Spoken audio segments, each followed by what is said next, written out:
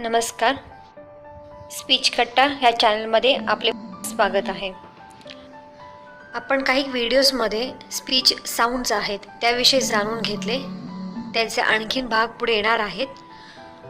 आपण मागचे जे व्हिडिओज होते त्याच्यामध्ये स्पीच साऊंड्स कुठले आहेत त्याविषयी जाणून घेतले. पण हे स्पीच साऊंडचा उच्चार कसा करायचा, हे स्पीच साऊंड्स हे कसे प्रोड्यूस होतात, आपण हे कसे बोलतो, शब्द आपण कसे बोलतो हे आपण जाणून घेणार आहोत. कारण बऱ्याच वेळेला जेव्हा पॅरेंट्स आमच्याकडे मुलांना घेऊन येतात तेव्हा नेहमी त्यांच्या मनामध्ये एक प्रश्न असतो की माझं बाळ का नाही बोलत. त्याची ओठ तर आहे, जीभ व्यवस्थित आहे, टाळू व्यवस्थित आहे, मग तो का बोलत नाहीये. मग कोणी सांगतं तुम्ही हा उपाय करून बघा, तेही करून बघतात ते. कोण म्हणतं टंगटाय असेल त्यामुळे तुमचं बाळ बोलत नसेल, किंवा कोणी सांगतात पडजीभ छोटी असेल म्हणून ते बोलत नाहीयेत. पण फक्त हेच नेमके 3-4 कारणं असतात ज्यामुळे बाळ बोलत नाही असं नाहीये. न बोलण्यासाठी सुद्धा भरपूर कारणं असतात. पण त्याच्या आधी आपण कसे बोलतो किंवा उच्चार कसे बाहेर काढतो हे जाणून घेऊया. स्पीच आहे ते कम्युनिकेशनसाठी आपण यूज करतो. आपल्या ज्या इच्छा आहेत, आपल्या ज्या इमोशन्स आहेत, आपल्या ज्या आयडियाज आहेत, थॉट्स आहेत, ते आपण इतरांपर्यंत पोहोचवतो या स्पीचद्वारे. तर जो आवाज आहे आपण गाण्यासाठी, ओरडण्यासाठी, बोलण्यासाठी, किंचाळण्यासाठी हा आपण वापरत असतो. तर स्पीच साऊंड प्रोडक्शन्स किंवा स्पीच प्रोनाऊन्सिएशन्स हे नक्की काय आहेत ते आज आपण जाणून घेणार आहोत. चला तर जाणून घेऊया हे शब्द आपल्या मुखातून कसे बाहेर पडतात. तर जे बोलणं असतं ते मुळात एका व्यक्तीच्या ब्रेनमध्ये थॉट किंवा विचाराच्या स्वरूपाने तयार होतो आणि मग थॉटचे किंवा त्या विचाराचे रूपांतर शब्दात किंवा वाक्यांमध्ये होतं तो थॉट एक्सप्रेस करण्यासाठी. म्हणजे मला जर माझा मेसेज दुसऱ्या व्यक्तीपर्यंत कन्वे करायचा असेल तर मला आधी तो मेसेज माझ्या ब्रेनमध्ये ऑर्गनाईज करायचा आहे. तो ऑर्गनाईज केलेला जो थॉट आहे तो वर्ड्स फॉर्ममध्ये एक्सप्रेस करण्यासाठी मला वेगवेगळ्या सिस्टम्सची मदत लागणार आहे. ब्रेनमध्ये डिफरंट सेंटर्स आहेत जिथे हे कार्य घडून येतं आणि तो जो थॉट आहे तो तिथून जे सिग्नल्स येतात ते माझ्या स्पीच प्रोडक्शनसाठी, उच्चारांसाठी जे सिस्टम किंवा मसल्स यूज होणार आहेत त्यांना ॲक्टिवेट करतात. आई हा शब्द उच्चारताना मला आधी त्या शब्दाचा विचार करायला लागतो माझ्या ब्रेनमध्ये, मग तिथून उच्चाराद्वारे आई हा शब्द बाहेर पडतो.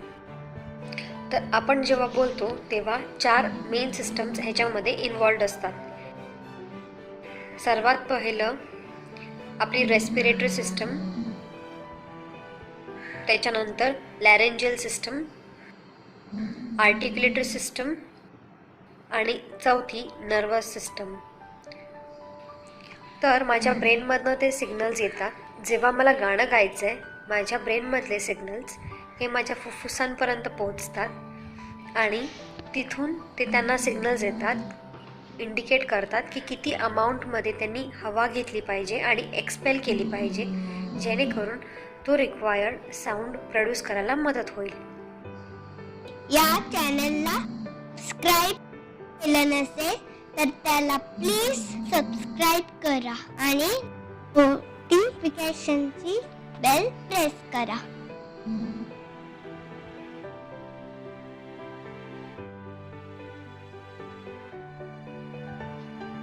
आता आपण सर्वात बेसिक जी रेस्पिरेटरी किंवा एअरफ्लो सिस्टम आहे तिच्याविषयी जाणून घेऊया. सोप्या भाषेत सांगायचं झालं तर रेस्पिरेटरी सिस्टममध्ये लंग्स प्रामुख्याने हवा आत घेते आणि हवा बाहेर सोडण्याचं काम करण्यासाठी उपयुक्त आहे. आपण जी हवा आत घेतो त्याच्यामधनं ऑक्सिजन आत जातं आणि कार्बन डायऑक्साईड हे बाहेर काढलं जातं. ब्रेथ सपोर्ट हा सर्वात महत्त्वाचा स्पीचचा घटक आहे. जर हवाच नसेल, जर ॲड्युकेट ब्रेथ सपोर्टच नसेल तर ते स्पीच प्रोड्यूस होणार नाही. या लंग्स बरोबर एक डायफ्राम नावाचं मसल इन्व्हॉल्ड असतं जे पॉवर डिसाईड करते की किती प्रमाणामध्ये पॉवर हवी आहे तो पर्टिक्युलर साऊंड प्रोड्यूस करायला. तर लंग्स हे हवा तयार करते आणि हवा किंवा ब्रेथ सपोर्ट डिसाईड करते आणि त्याची पॉवर किती प्रमाणात पाहिजे हे डिसाईड करायचं काम डायफ्रॅमचं आहे.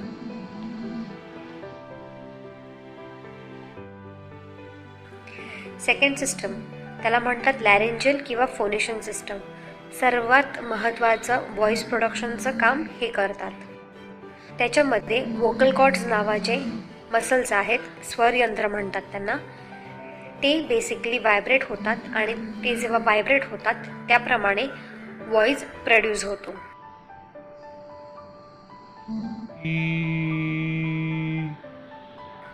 जर तुमचे मसल्स रिलॅक्स्ड असतील तर तुमचा आवाज हा क्लिअर निघतो.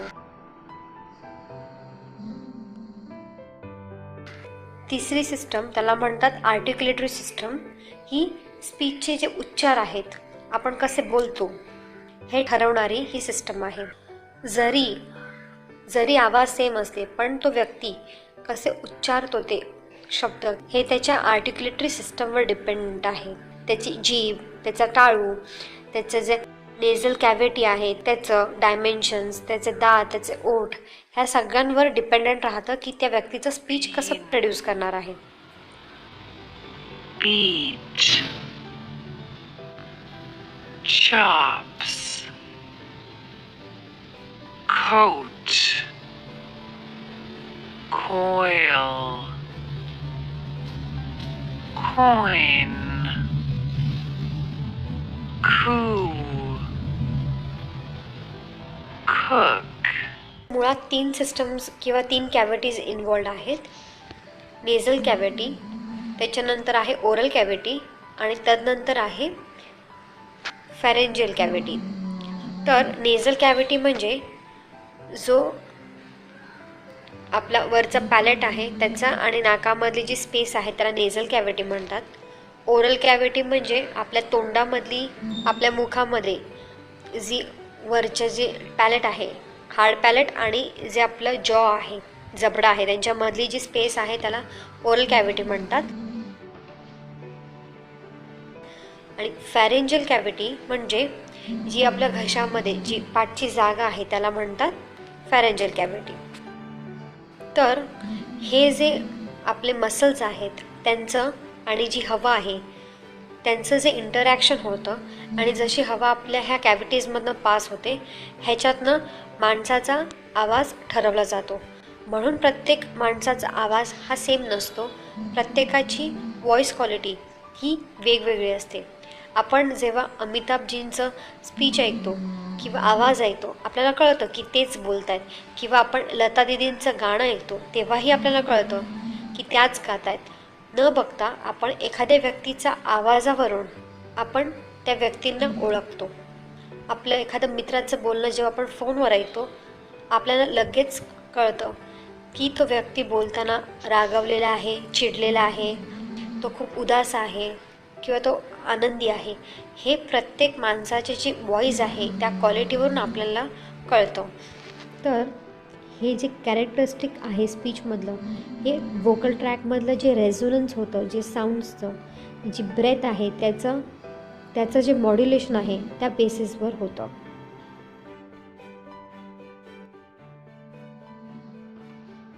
आता चौथी सिस्टम नर्वस सिस्टम, जी रेस्पिरेटरी, लॅरेंजियल आणि आर्टिक्युलेटरी सिस्टम आहे. त्या सिस्टमचं कोऑर्डिनेशन करायचं काम, जे कॉम्प्लेक्स काम आहे ते हे नर्वस सिस्टम करते. नर्वस सिस्टम ही कॉन्शियसली आणि अनकॉन्शियसली म्हणजे ती सिस्टम आपल्या कळत आणि नकळत दोन्ही वेळेस कार्यरत असते.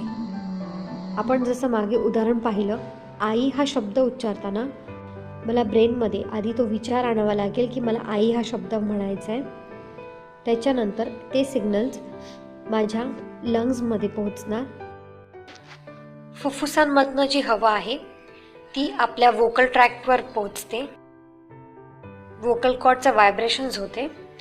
तिथे ती हवा आपल्या तोंडात किंवा मुखामध्ये येते आणि मग आपण आपले जे आर्टिक्युलेटर्स आहेत, जीभ, ओठ, दात, टाळू, पडजीभ ह्यांच्या सहाय्याने आपण त्या आवाजाला शेप देतो, एक उच्चार बाहेर पडतो.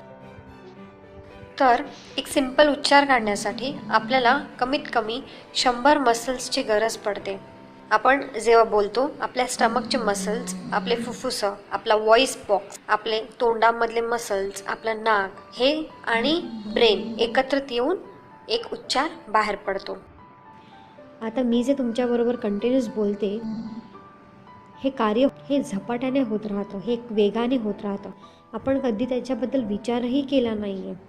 आपण विचार करण्याच्या आत आपल्या तोंडातनं किंवा आपल्या मुखातून शब्द बाहेर पडून जातात. सो ही एक हायली कॉम्प्लेक्स अँड इव्हॉल्व्ड प्रोसेस आहे कम्युनिकेशनची. बाळ जे असतं ते आधी भाषा ऐकतो, मग समजतं, मग वेगवेगळे साऊंड्स काढतो आणि मग त्याला त्याचा मीनिंग कळतो आणि मग ते उच्चारतो. पण आता ह्या ज्या सिस्टम्स आहेत, ह्या चारही सिस्टम्समध्ये जर कॉर्डिनेशन नसेल किंवा एखादी सिस्टम जर वीक असेल तर जे स्पीच साऊंड्स आहेत ते क्लिअरली प्रोड्यूस होणार नाही आहेत. जसं एक्झाम्पल आपण घेऊया, जर आपल्या वोकल कॉर्ड्समध्ये काही प्रॉब्लेम असेल तर आपला आवाज जो असतो तो घोगरा असेल, तो क्लिअर नसणार, कधी कधी कर्कश असा आवाज असेल. जर आपल्या ओरल कॅव्हिटीजमध्ये काही प्रॉब्लेम असेल तर आपलं स्पीच क्लॅरिटी अफेक्टेड असणार.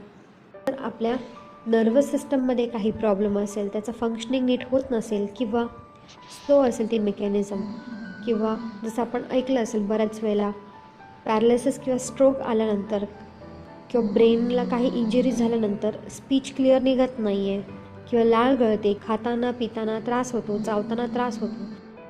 का? कारण हे जे सिस्टम्स आहेत ह्या आपल्या वीक पडल्या आहेत, ह्या कॉर्डिनेटेड नाही आहेत. जसं मी मगाशी पण म्हटलं, स्पीच क्लिअर न होण्याचे किंवा बाळ जेव्हा बोलत नाही किंवा एखादी व्यक्ती क्लिअर बोलत नाही, एखादा व्यक्ती अडखळून बोलतो, असे जेव्हा कम्युनिकेशन्समध्ये एरर्स येतात, त्यांचे रिझन्स हे प्रत्येकासाठी वेगवेगळे असू शकतात. म्हणून तुम्हाला जर स्पीच प्रोडक्शनमध्ये डिफिकल्टी असेल, try to identify why it is so, की हे कशामुळे होत आहे. एखाद्या थेरपिस्टना कन्सल्ट करा तुम्ही, ते तुम्हाला प्रॉपर गायडन्स देतील.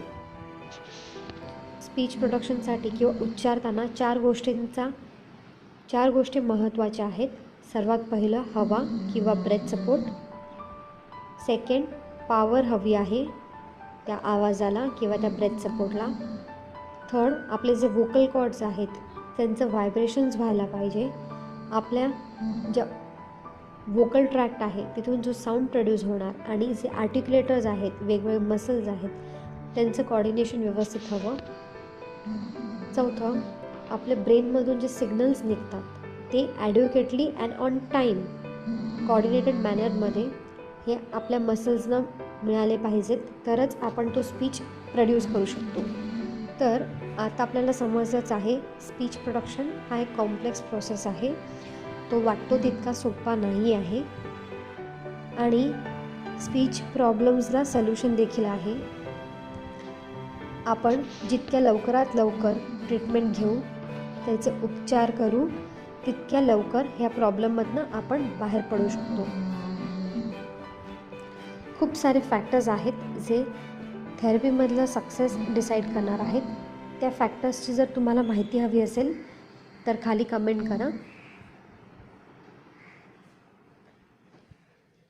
तुम्हाला माझा हा व्हिडिओ आवडला असेल, याला प्लीज लाईक करा, शेअर करा आणि सबस्क्राईब पण करा. थँक्यू. हा व्हिडिओ इतरांबरोबर नक्की शेअर करा. ज्यांना गरज असेल त्यांना नक्की पाठवा. आणि जर तुमच्या नजरेस असं कोणी व्यक्ती आलं ज्यांचं स्पीच क्लिअर नाही, तर त्यांना प्लीज चिडवू नका. जेन्युनली काहीतरी रिझन आहे ज्यामुळे त्यांचं स्पीच क्लिअर नाही आहे. अशा व्यक्तींना ॲक्सेप्टन्सची गरज आहे. त्यांना तुमची सिम्पथी नको. जेवढं जमेल तेवढे त्यांना मदत करा.